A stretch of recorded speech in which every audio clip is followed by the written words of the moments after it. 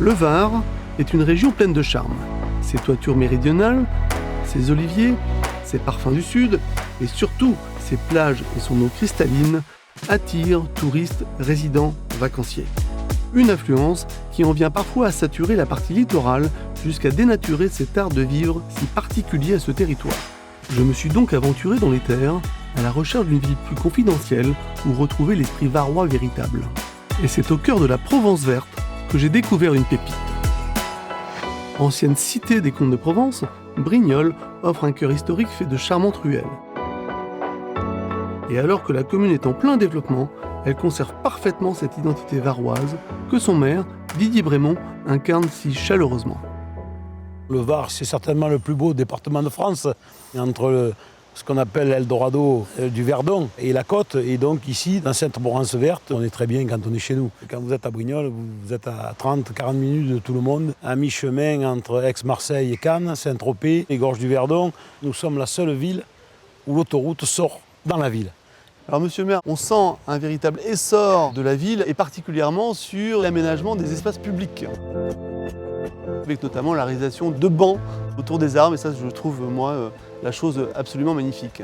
Oui, aujourd'hui les rues sont refaites, 62 commerces depuis 2021 qui sont ouverts. On a mis en place des navettes pour que les gens sortent des voitures du centre-ville, un peu comme les jolies villes, comme Aix-en-Provence. Donc c'est vers ça qu'on veut tendre. Lorsqu'on parcourt à pied votre ville, on est saisi par le nombre de fontaines.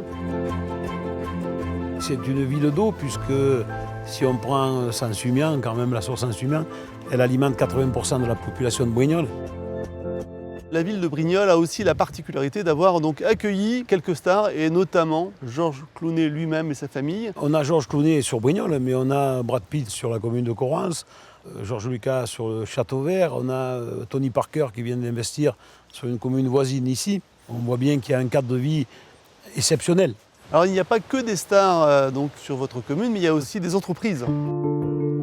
Oui, Nicopolis aujourd'hui c'est 300 hectares, 3500 emplois, avec 1000 emplois qui arrivent encore aujourd'hui. Il y a de plus en plus de demandes. Des groupes comme Inuti, Perasol, ils viennent s'installer chez nous. L'idée, c'est de mettre 80 hectares encore en zone industrielle, justement, pour continuer à développer ce monde économique. Dans une ville de 20 000 habitants, nous avons aujourd'hui un emploi direct sur la commune, 11 000 emplois, ce qui est énorme. Il y a des directeurs, il y a des cadres qui veulent s'installer chez nous. Et l'étude qui nous ressort, puisqu'on a fait faire une étude, c'est qu'entre 30 et 50 ans, eh bien, on n'est plus forcément sur la villa, mais on a envie d'avoir un joli appartement dans le cœur historique de la ville.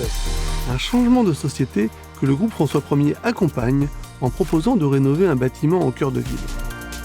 Quand on fait des logements de qualité, bien évidemment, on a preneur. Des résidents qui trouveront dans cet environnement à taille humaine tous les atouts d'une grande ville. En matière sportive, aujourd'hui, on a une piscine qui est formidable. On a de nouveaux gymnases qu'on réalise pour la jeunesse. Pour le musée, on investit autour de 13 à 15 millions d'euros.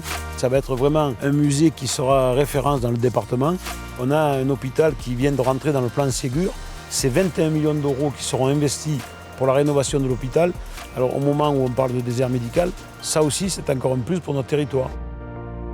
Investir à Brignoles, c'est s'offrir un morceau du patrimoine historique provençal dans une ville en plein essor.